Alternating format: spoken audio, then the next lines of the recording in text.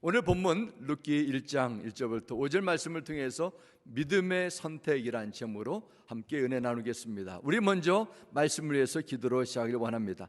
아버지 하나님, 생명의 말씀, 진리의 말씀, 우리의 영을 살찌우는 하늘의 양식을 받는 시간이 오니 주의 성령 하나님, 우리를 다스려 주시고 이 말씀이 떨어지지 않도록 열매 맺도록 성령 하나님 우리와 함께하여 주옵소서. 예수님의 이름으로 기도드렸습니다. 아멘. 여러분, 가까운 우리 시카고에 대한 역사를 잠깐 나누기 원합니다. 시카고에 고층 건물들이 세워지고 도시가 미국에서 세 번째로 큰 대도시로 달라진 배경에는 지금으로부터 정확히 150년 전인 1871년 10월에 일어났던 시카고 대화재가 있습니다. 시카고 대화재는 3일 동안 계속되면서 300여 명의 목숨을 빼앗고 10만여 명의 이재민을 나타내고 또 그 도시의 3분의 1을 잿더미로 만든 초대형 재난이었었습니다. 그 시카고 대형 화재가 끝난 후에 당시 유명한 건축가들이 화재로 폐허가 된 그 공터에 새로운 빌딩과 이 건축물들을 세우게 되면서 시카고는 지금도 근대 건축 박물관이라, 도시 자체가 건축 박물관이라 이렇게 불린 만큼 다양한 건축물들로 질비하게 세워져 있습니다.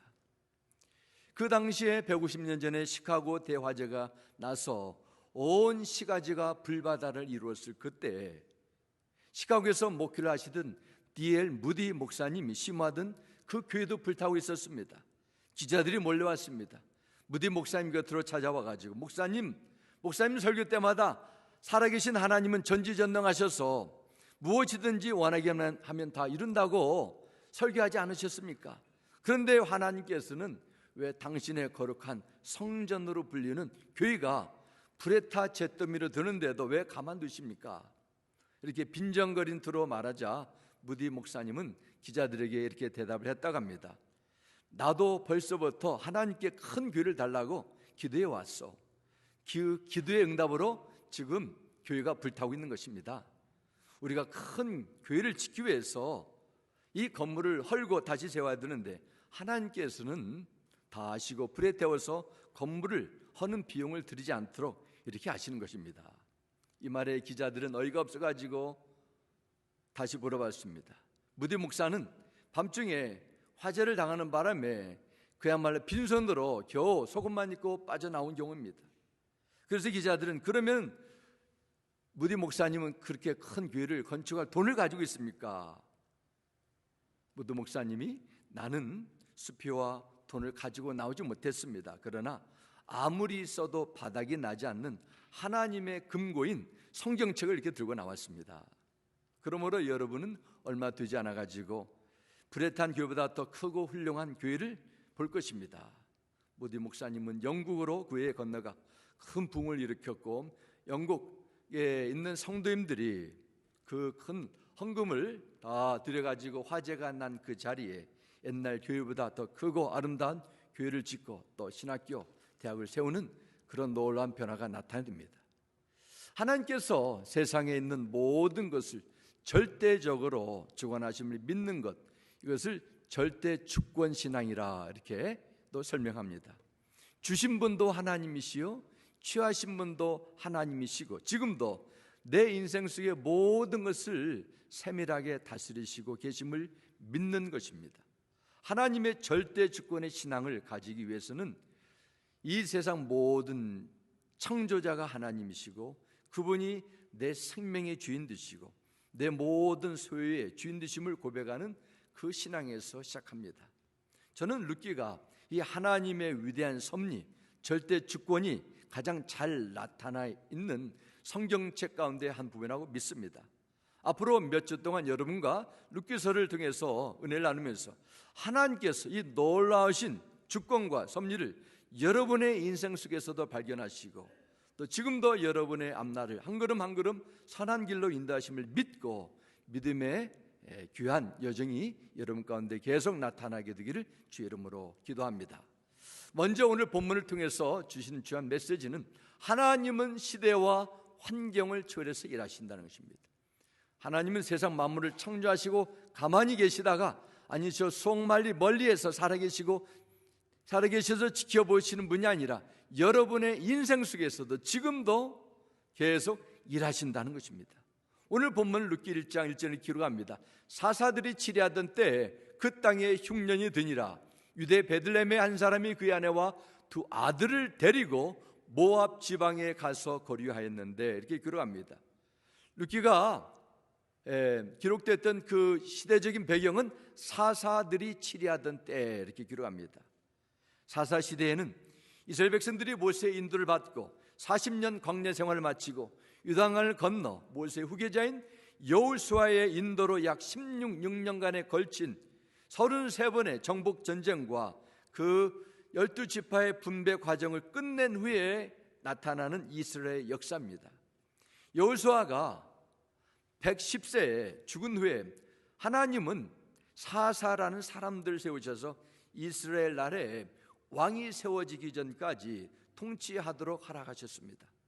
사사 시대에는 우리에게 잘 알려진 기드온, 드보라, 삼손 같은 유명한 사사들이 나라를 시대마다 통치했는데, 영적으로 볼 때는 이스라엘 역사 속에서 가장 슬픈 이야기, 가장 혼란스럽고 영적으로 타락한 시대였다, 이렇게 볼 수 있습니다. 이스라엘 백성들이 가나안 땅에 정착하게 되면서 이스라엘 백성들은 주변에 살고 있는 여러 이방 민족들의 그들의 삶의 방식, 문화, 그들이 섬기는 우상을 조금씩 받아들이기 시작했습니다. 그들의 생활은 편하고 즐거웠겠지만 그들의 마음은 점점 하나님을 떠나게 됐습니다. 또한 하나님과 맺은 약속을 잊어버리고 영적으로 삶의 모든 부분 가운데 혼란과 타락이 찾아오게 된 것입니다. 더 안타까운 것은 이처럼 혼란기에도 어느 누구도 이스라엘 백성들에게 바른 길을 제시하며 돌이킬 수 있도록 도와주는 영적 지도자가 없었다는 것입니다. 그냥 그렇게 사는 것입니다.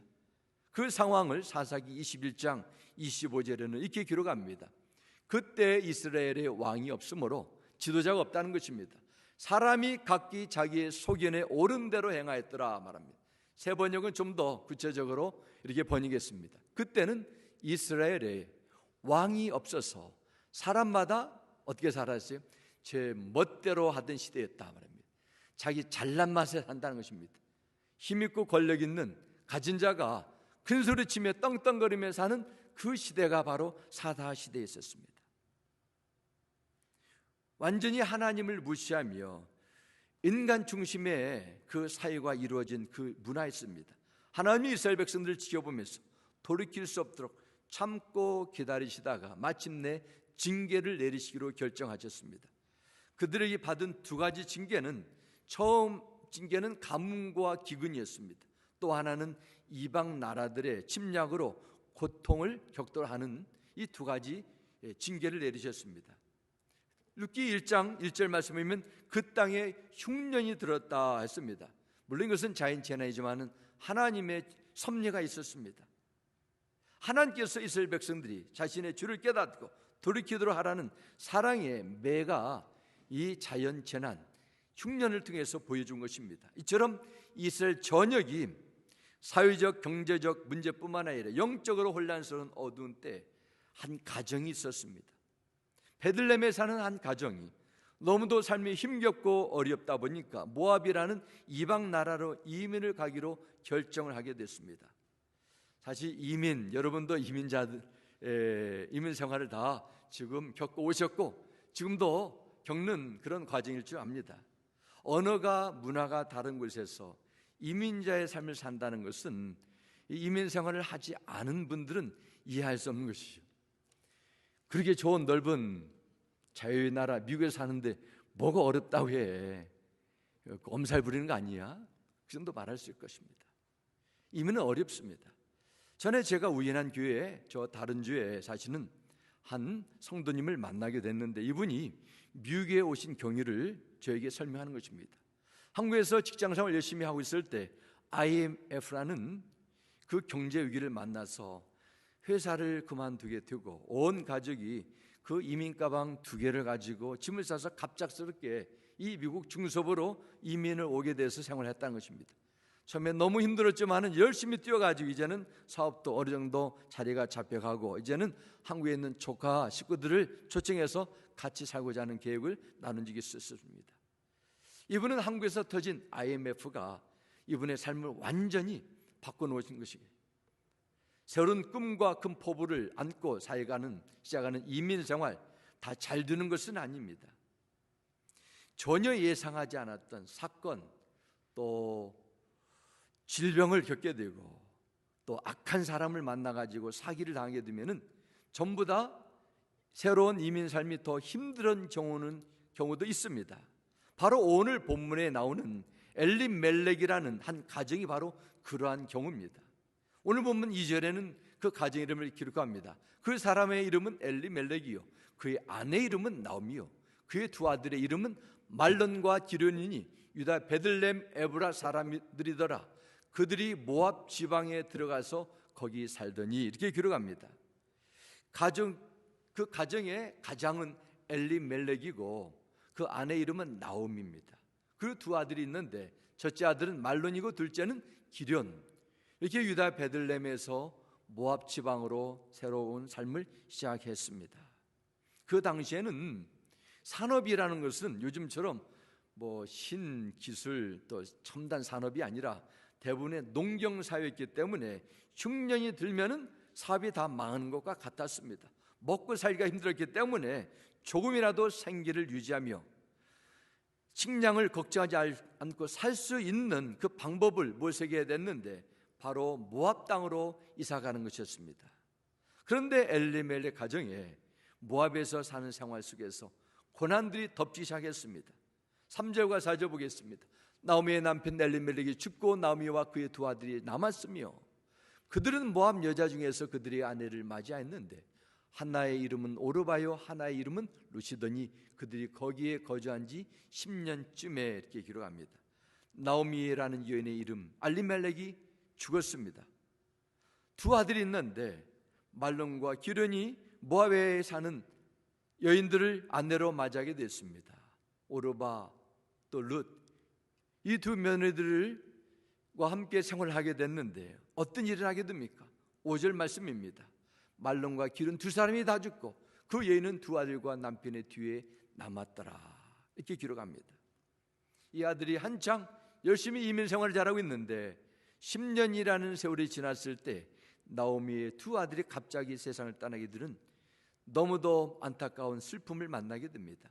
어떻게 한 가정에 남자들이 다 죽고 세 가부가 함께 모여가지고 생을 꾸려가는 그 일들이 일어날 수 있겠어요? 사람이 생명이 죽고 사는 문제는 사람의 뜻대로 되는 것이 아닙니다.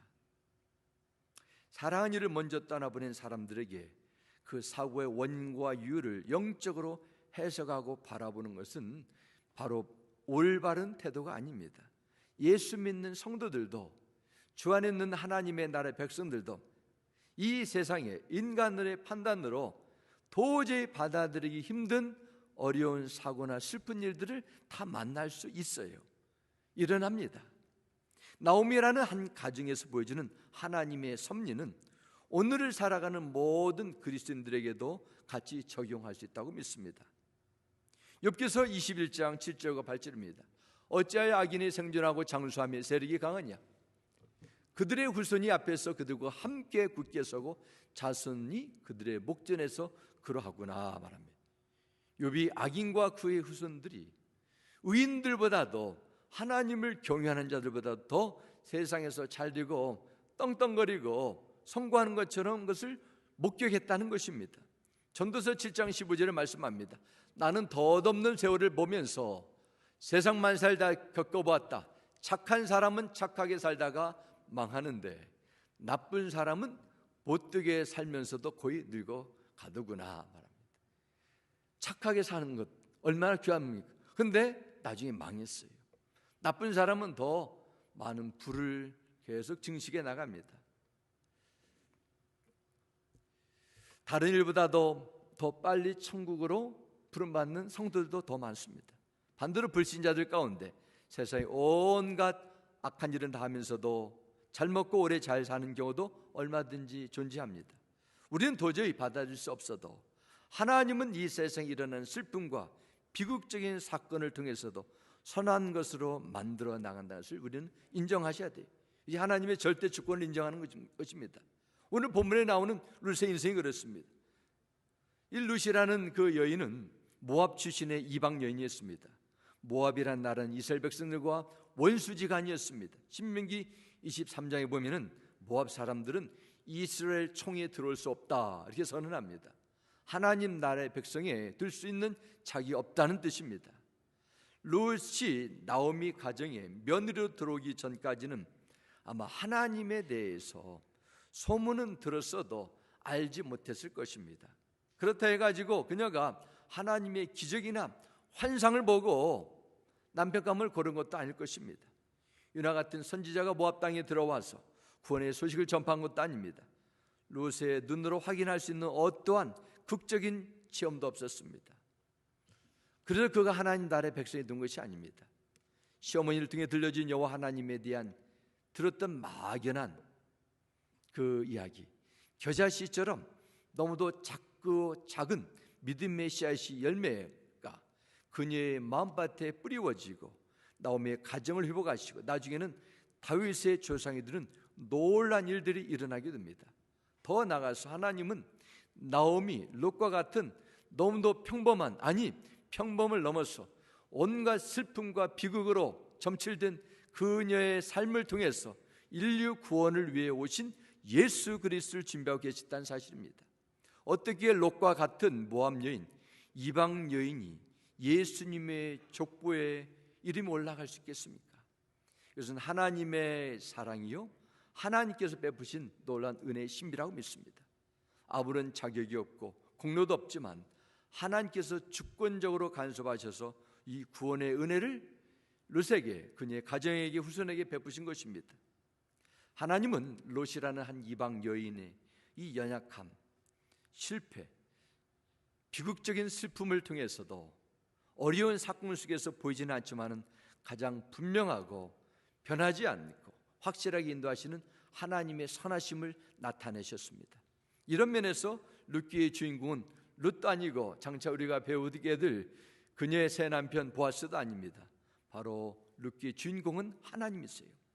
하나님은 지금도 이 세상에 새로운 역사를 만들어 나가십니다.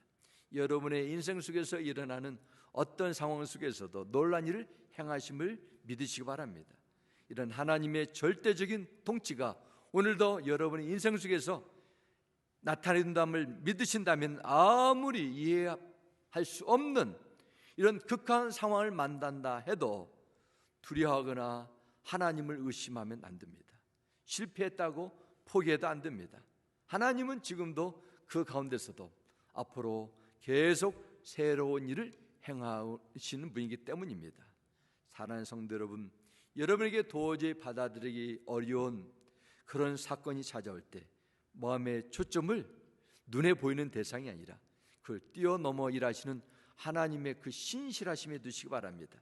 하나님께서 지금도 일하심을 믿으시고 앞으로 나가시기 바랍니다. 주님은 그런 어떤 일들을 통해서도 선하심을 나타내시고 또 주님의 뜻 가운데 놀란 일을 행하게 될 줄 믿습니다. 두 번째 우리는 나타나게 될 건 하나님 나라의 백성은 언약 안에 거해야 된다는 내용입니다. 하나님 나라의 백성은 주신 말씀 안에 거해야 된다, 이 내용입니다. 엘리멜렉이라는 그 이름에는 엘리, 하나님이란 뜻이지요. 나의 하나님은 왕이시다, 이 뜻을 가지고 있습니다. 나오미의 뜻은 기쁨과 즐거움이란 뜻을 가지고 있습니다. 나의 하나님은 나의 왕이시요 나의 기쁨과 행복의 근원이도다. 그 엘리멜렉, 나오미, 이 두 부부의 이름에 담겨진 뜻입니다. 엘리멜렉과 나오미의 가정은 하나님 나라의 백성입니다. 그들은 하나님께서 약속하신 가나안 땅에서 조상 대대로 살아왔습니다. 제가 지난달에 6월달 지난달에 저 미주리주 샌루이스 총회에 참석하느라고 자동차로 운전한 중에 정말 하회의 양쪽에 끝이 보이지 않는 콩밭, 옥수밭을 보면서 미국이 이 거대한 땅에 너무도 좋은 옥토를 받은 복받은 땅이라 그런 생각이 됐습니다. 북쪽을 보면은 한 나라 영토보다도 몇 배나 더 큰 그 오데호가 있고, 정말 오하이오부터 저 인디안을 거쳐가지고 일리노이, 미주리, 저 캔사스까지 끝이 보이지 않는, 밤새도록 운전해도 반만 보이는데 얼마나 복받은 땅입니까, 미국이. 그러나 가나안 땅은 젖과 꿀이 흐르는 땅 이렇게 들려졌지만은 사실 극과 극을 달리는 땅입니다. 비가 잘 내리면은 그야말로 젖과 꿀이 흐르는 옥토가 되는 것이서 풍성한 곡식을 거둘 수 있는 땅이 됩니다. 그러나 만일 비가 내리지 않게 되면은 어떤 농작물도 제대로 자라지 못하고 그냥 죽은 준 사막처럼 되는 땅입니다. 가나안 땅을 쉽게 요약하자면은 인간의 힘과 노력만, 지혜만 가지고 도저히 살 수 없고 하루하루 하나님이 주시는 도움을 받아야 사는 것입니다. 우리가 은혜 차인데 부렸던 것처럼 모든 삶이 하나님의 은혜가 없으면 안 되는 땅이 바로 가나안 땅입니다. 가나안 땅은 이스라엘 백성들이 세상을 의지하지 않고 인간의 술수를 사용하지 않고 오직 하나님만 바라보며 그분을 의지하는 새로운 생활 방식을 점점 훈련해 나가는 그 땅이 가나안 땅입니다. 그래서 하나님께서 가나안 땅을 이스라엘 백성에 주신 이유가 있습니다. 하나님만 바라보라는 것입니다. 하나님만 의지하고 하나님만 인생의 기업으로 배경을 삼아 갈 때 하나님께서 반드시 책임주시겠다, 이 사실을 일깨워 주시기 위해서 가나안 땅으로 인도해 주셨어요. 창세기 17장 7절과 8절은 이렇게 말씀합니다. 내가 내 언약을 나와 너와 내 대대 후손 사이에 세워서 영원한 언약을 삼고 너와 내 후손의 하나님이 되리라. 내가 너와 내 후손에게 너의 우구하는 이 땅 곧 가나안 일경으로 주어 영원한 기업이 되게 하고 나는 그들의 하나님이 되리라, 이렇게 말씀합니다. 가나안 땅은 하나님의 약속의 땅이고 하나님의 영원한 기업이 되게 한 그 놀라운 뜻이 담겨져 있습니다. 하나님은 전에 아브라함에게 하신 언약, 그와 그 후손들에게 가나안 땅을 주어 영원한 기업이 되게 하라 하신 대로 하나님은 수백 년의 시간이 지나고 그 땅을 그대로 기업으로 주셨습니다. 그래서 가나안 땅에 있다는 그 자체는 하나님께서 맺은 그 언약의 열매라, 은혜의 증거라, 내가 하나님과 맺은 약속 안에 있다, 이것을 증명하는 것이었습니다. 이처럼 하나님의 약속이 머무는 이 가나안 땅에 살던 엘리멜렉과 나오미의 가정, 하나님께서 대대손손 후손들에게 선물로 준 하나님의 기업이었는데 그 기업을 다 정리하고 가나안이라는 약속의 땅을 벗어나 모압으로 이사를 간 것입니다. 이들이 약속의 땅을 떠나 모압으로 갔다는 것은 약속을 파기했다는 것입니다. 엘리멜렉과 나오미 가정, 그들이 겪는 흉년, 하나님께서 지금 사사시대 때 하나님을 경외하지 않고 우리의 술수마저로 살려는 이 잘못된 것, 또 우상들을 깨우치라는 하나님의 경고다, 이것을 알고 돌이켜야 됩니다. 그러나 이 어려움을 가지고 하나님 앞에 바로 나오기보다는 어려움을 피하고자 하는 그들의 마음이 담겨져 있습니다. 인간적인 판단이, 계산이 여기에 들어있는 것입니다. 믿음의 조상 아브라함에게도 이 약속을 받았지만 비싼 선택이 나오는데 바로 창세기 12장 이렇게 나오게 됩니다. 10절 보겠습니다. 그 땅에 기근이 들었으므로 아브라함이 애굽에 거류하리고 그리로 내려갔으니 이는 그 땅에 기근이 심하였음이라 기록합니다. 아브라함이 어느 날 하나님의 말씀에 붙들려 약속의 땅에 들어갔는데 그곳에도 극심한 기근이라는 현실적인 문제에 부딪히게 됩니다. 이 아브라함, 그는 하나님은 분명히 살아계시고 나에게 먼저 찾아오셔서 이 놀라운 약속을 주셨다는 것은 알았는데 현실을 보니까 너무 다른 겁니다. 너무 힘들고 어려운 삶이 이어져요. 그래서 정말 내려가지 말아야 될 애굽으로 내려가게 됩니다. 새로운 길을 찾기 위해 약속을 땅에 떠나가지고 애굽으로 갔을 때 그에게 많은 시련을 겪고 수치를 당했습니다. 처음에는 죽을 것이라는 두려움에 시달리기도 하고 나중에는 아내 사례를 바로왕에게 빼앗기는 그 일도 들어가시고 마음에 큰 어려움도 겪었습니다. 이 사건을 통해서 아브라함이 깨달은 것은 아무리 내 마음에 들지 않다 해도, 아무리 현실의 변화가 나타나지 않는다 해도 약속의 땅을 떠나면 안 된다는 것입니다. 가나안 땅에는 하나님의 언약이 담겨져 있기 때문입니다. 세상이 보기에 아무리 멋지고 아무리 달콤한 말로 유혹해도 하나님의 말씀을 떠나면 안 된다는 비싼 영적 교훈을 깨닫게 됐습니다. 이 상황을 우리에게 적용해 보면은 우리가 이 세상에 사는 날 물질적인 문제, 세상적인 필요의 문제, 현실적인 도전, 이런 것을 가지고 신앙의 일 양보하고 세상과 타협하게 되고 하나님과 맺은 언약을 깨게 된다면은 하나님의 약속은 내 스스로 포기하는 것이 됩니다. 하나님의 은혜는 때가 되면 떠나게 되어 있습니다. 성경은 믿는 성도들에게 세상에 살 때 고난이 없다고 약속한 적이 하나도 없습니다. 오히려 예수님께서는 요한복음 16장 33절 말씀에 너희가 환난을 당하나 담대하라, 내가 세상을 이겼노라 하셨습니다. 주 믿는 자들이 세상에 좁은 길을 건너간다 말씀하셨습니다. 많은 문제와 더 고통이, 환난이, 영적 치열한 싸움이 믿는 성도들에게 더 있게 될 것이라 성경 말씀하고 있습니다. 주님의 약속은 환난이 없는 평안한 삶이 아니라 환난 속에서도 인내하는 것입니다. 주님을 더 따르는 것이고 포기하지 않고 끝까지 싸우며 승리하는 것이에요. 우리는 지난 1년 5개월에 팬데믹 사태로 인해 많은 교회들이 문을 닫는 경우가 있는가 하면은 그 여파로 인해 가지고 미국 교회의 그 자료에 의하면은 미국에 세워진 많은 교회들의 성도들의 20%에서 30% 성도들이 앞으로 교회 안으로 들어오지 않을 것이라, 이런 예상들이 나오고 있습니다. 그나마 감사하게도 온라인으로 예배드릴 수 있는 그 기술적인 혜택이 있는데도 온라인으로 예배도 드리지도 않고 다른 교회도 가지도 않고 대신 주일 아침만 되면은 공원에 가고 호수에 가고 쇼핑에 가고 공원장에 가고 집에서 커피와 다른 것을 마시면서 여유로운 일요일 아침을 지내는 크리스찬들이 있었다는 것입니다. 그들이 가지고 있는 논리는 그거예요. 지난 1년 넘게 이렇게 살았는데 마음이 평안하는 거예요. 내 삶이 더 나빠지지도 않고 그냥 똑같다는 것입니다. 그렇기 때문에 앞으로도 내가 그렇게 해야 되겠다는 거예요.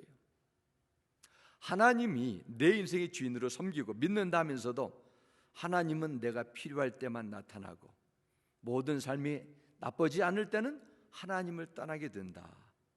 모든 것을 내가 결정하게 된다. 그러다 보니까 정말 큰 위기와 어려움이 찾아오게 되면은 하나님의 약속을 무시하고 인간적인 방법을 찾게 되는 것입니다. 이 세상에 앞으로 1년 반이 어려워지지 않았다 해서 내 인생에 어려움이 없다 해가지고 앞으로 똑같은 일이 일어날 것이라는 장담을 누가 할 수 있겠습니까? 저 플로리다 마이애미에서 대형 최고급 콘도가 무너지게 되고 서부에서 폭염과 가뭄으로 온갖 재난들이 전 세계에서 일어나는 걸 보면서 인간이 할 수 있는 것은 많지 않습니다. 하나님의 은혜가 없으면 평생을 살아도 그 다음 순간 다 무너질 수 있는 것이 바로 인간이에요. 사람들은 그걸 보지 못합니다.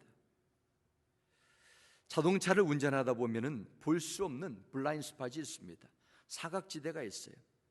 우리가 아무리 열심히 노력하고 잘 하려고 해도 제대로 보지 못하고 손해보고 어려움을 겪는 인생의 사각지대가 있습니다. 인생 가운데 흉년이라는 시련이 찾아올 때 두려움이나 인간적인 판단이 앞서게 되면 하나님의 뜻이 제대로 보이지 않게 되고 이 블라인드 스팟으로 인해 가지고 어려움을 더 가져올 수 있습니다. 그래서 우리는 어떻게 해야 됩니까? 늘 하나님 앞에 겸손해야 됩니다. 그래서 시편 33편 5절 말씀에 당신의 길을 여호와께 맡기십시오. 또 그분을 신뢰하십시오. 그러면 그분이 이루어질 것입니다. 내 생각으로, 내 계산으로 인생 살지 말라는 것입니다. 하나님의 주도권을 인정하고 그분의 방법을 추구하라는 것입니다. 요한복음 15장 7절 말씀에도 너희가 내 안에 거하고 내 말이 너희 안에 거하면 무엇이든지 원하는 대로 구하라. 그리하면 이루리라 말씀하셨습니다. 거한다. 주님의 약속의 말씀을 계속 붙들고 그분을 따라가는 것, 이것이 주 안에, 주님의 말씀 안에 거하는 것이라 볼 수 있습니다. 모든 일에 하나님께서 일하실 수 있는 그 공간을 내어드려야만 됩니다. 그래서 잠언서 보면은 너는 범사의 그를 인정하라. 잠언 3장 6절에 말씀하셨습니다. 그리스도인의 삶의 능력은 내가 뭔가를 하는 것이 아니라 하나님께 얼마만큼 내어드릴 수 있냐, 여기에 달려 있습니다. 범사의 하나님을 인정하기 위해서 나와 싸워야 되죠. 내가 못 보고 못하는 것을 위해 성령의 도우심을 늘 구해야 됩니다. 그래서 요한복음 14장 16절에 보혜사 곧 아버지께서 내 이름으로 보내실 성령, 그가 너에게 모든 것을 가르치고 내가 너에게 말한 모든 것을 생각나게 하리라 말합니다. 성령 하나님께서 우리를 늘 일깨워 주셔야 됩니다. 하나님의 말씀에 생각나서 내가 이런 선택을 하고 이런 결정을 내리고 이때 하나님의 도우심을 이렇게 구해야 되겠다, 이런 도움을 받아야 됩니다. 성령은 우리와 함께 하시고 우리를 도와주신다고 약속하셨는데 우리가 그분을 무시하고 구하지 않으니까 성령의 도우심을 받지도 못하고 내 생각과 내 경험으로 사는 인생이 계속되는 것이죠. 우리가 사는 이 인생길은 복잡하고 잘 보이지 않기 때문에 어떤 길을 선택하는 것이 최상인지 알 것 같으면서도 잘 몰라요. 우리는 하루하루 살아가는 날 동안 무슨 일을 만날지 아무도 모릅니다. 알아도 그것을 해결할 수 있는 능력이 따라주는 것도 아닙니다. 우리가 믿는다고 하면서 하는 게 온전히 내 맡기지 않게 되면 결정적인 때 하나님의 은혜를 받지 못합니다.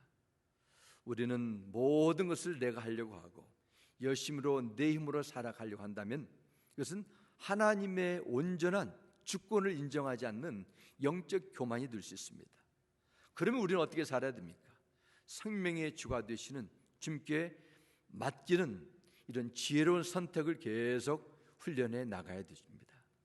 우리의 인생길의 모든 것을 아시고 주관하시는 주님을 내 삶의 안내자로, 내 삶의 목자로 삼으시고 그분에게 하나하나 맡기면서 그분의 도움을 계속 받아 사는 것입니다. 이스라엘 백성들이 너무도 험난한, 너무도 불편한 광야 생활의 연속이었지만은 낮에는 구름기둥, 밤에는 불기둥의 인도함을 받아 40년의 이정을 다 마감했던 것처럼 우리도 늘 성령이 주시는 하나님의 말씀 인도함을 받을 때 아무리 험한 인생의 사건을 만난다 할지라도 그것을 통해서 선한 것을 만들어 나가시는 하나님의 선하심과 하나님의 인자심을 체험하게 될 줄 믿습니다. 이런 믿음으로 한 주간 이루어지는 여러분의 신앙이 되시기를 주 이름으로 축원합니다. 우리 함께 기도하겠습니다. 아버지 하나님 감사합니다.